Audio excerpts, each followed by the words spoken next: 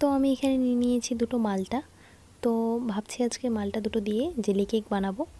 তো এখানে আমি ভালোভাবে ধুয়ে দুইটা ভাগে ভাগ করে কেটে নেব। সো হ্যালো এভরিওয়ান, কেমন আছো তোমরা সবাই? আশা করছি তোমরা সবাই ভালো আছো আর আমি খুব ভালো আছি। তো এখানে মালটা দুটো আমি কেটে নিয়েছি, 4টা ভাগ করে নিয়েছি। এরপর আমি এই ভেতরের অংশটা বের করে নেব।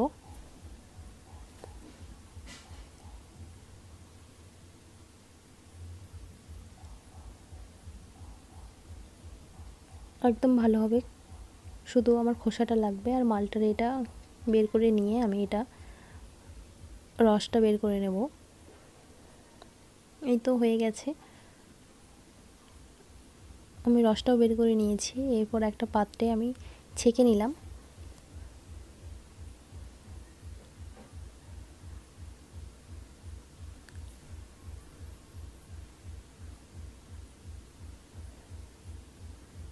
ব্যাস হয়ে গেছে আমার। এরপর আমি এটা গ্যাসে চাপিয়ে দিয়ে স্বাদ মতো চিনি, আর এখানে আমি জেলি কেক হিসেবে আগার আগার পাউডারটা ইউজ করেছি পরিমাণ মতো দিয়ে। এরপর আমি ভালোভাবে ফুটে গেলেই নামিয়ে নেব।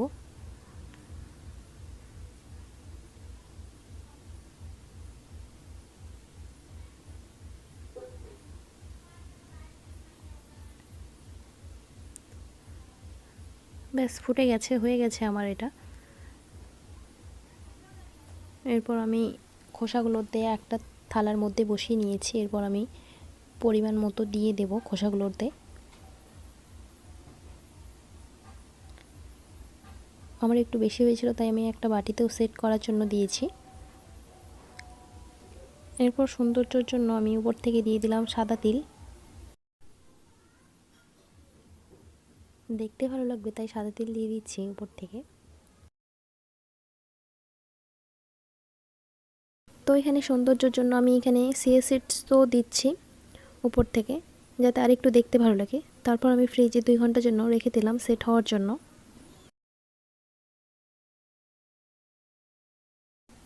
ব্যাস আমার 2 ঘন্টা হয়ে গেছে আর ভালোভাবে জমেও গেছে। এবার কেটে দেখি। তো প্রথমে বাটিটা থেকেই আমি জেলিটা বের করে নিচ্ছি।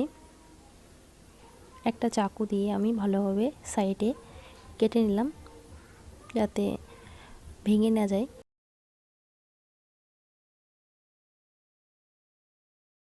দেখতেই পাচ্ছ কতটা সেট হয়ে গেছে, একদম জেলি হয়ে গেছে। কেটেও দেখাচ্ছি, একদম পুরো জেলি হয়ে গেছিলো, সফট, খেতেও